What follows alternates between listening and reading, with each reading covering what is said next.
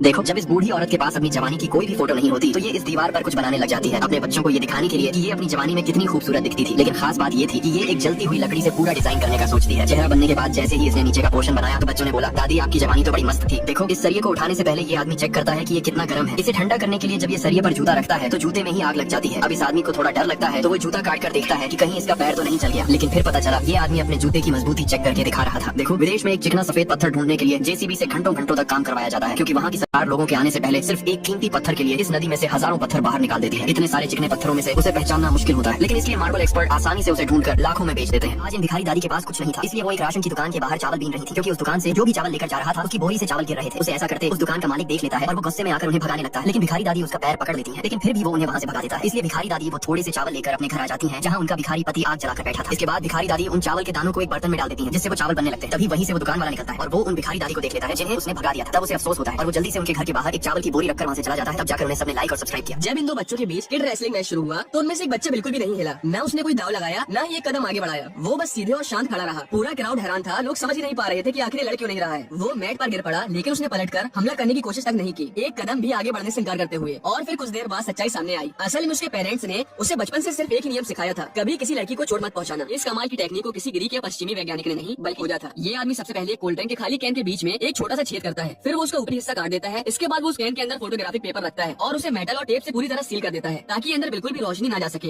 अब वो इस कैन को किसी दृश्य की तरफ रख देता है और छेद पर लगी टेप हटा देता है। फिर ये कैन कई दिनों तक वहीं रखा रहता है। धीरे धीरे रोशनी उस छोटे से छेद से अंदर जाती है और पेपर पर इन्वर्टेड इमेज प्रोजेक्ट होते रहती है। कुछ दिनों बाद जब वो कैन वापस उठाता है तो सबसे पहले वो छेद को दोबारा बंद करता है, फिर अंदर से पेपर निकालकर उसे स्कैन करता है और तब सामने आती है एक तस्वीर जो ली गई होती है पिनहोल कैमरा से। फोटोग्राफी का सबसे सरल और प्राचीन तरीका। कार में बैठा ये लड़का रास्ते में बैठे हुए लड़के पर ब्रेड फेंक देता है। लड़का ये देखकर भी उसे कुछ नहीं कहता और कार वाला आदमी उसे चिढ़ाने भी लगता है। लड़का उदास होकर उस ब्रेड को देखने लगता है और उस कार वाले लड़के से कुछ नहीं कहता। लेकिन जब वो उस ब्रेड को बीच से तोड़ता है तब उसे उसके अंदर पैसे मिल जाते हैं, जिसे देख वो बहुत खुश हो जाता है, क्योंकि वो काफी समय से बहुत गरीब था, इसलिए वो इतने सारे पैसे देख खुश हो गया था। लेकिन ये सब उस कार वाले आदमी की चाल थी। उसने ब्रेड को बीच से तोड़ा और उसमें पैसे भर दिए और ड्राइवर से कहा गाड़ी पीछे करो। ड्राइवर ने मना कर दिया, इसीलिए उसने उस गरीब लड़के के ऊपर ब्रेड फेंक दिया था। विदेशी सिनेमा हॉल में भारतीय हॉल के मुकाबले दर्शक अक्सर अपने पीछे काफी ज्यादा कचरा छोड़ जाते हैं। फिल्म खत्म होने के बाद सीटों के नीचे, गलियारों में और कोनों के हर तरफ पॉपकॉर्न, स्ट्रॉ और खाली ड्रिंक की बोतलें बिखरी मिलती हैं। ऐसी स्थिति में सफाई कर्मचारियों को बहुत बारीकी से काम करना पड़ता है। उन्हें सिर्फ दिखाई देने वाला कचरा ही नहीं बल्कि सीटों की दरारों, ड्रिंक होल्डर और कोनों में छिपा हुआ कचरा भी ध्यान से साफ करना पड़ता है। लेकिन अच्छी बात यह है कि इन कर्मचारियों का मासिक वेतन आमतौर पर लगभग $1000 के आसपास होता है, जो भारतीय मुद्रा में करीब 80 से 90 हजार रुपए के बराबर।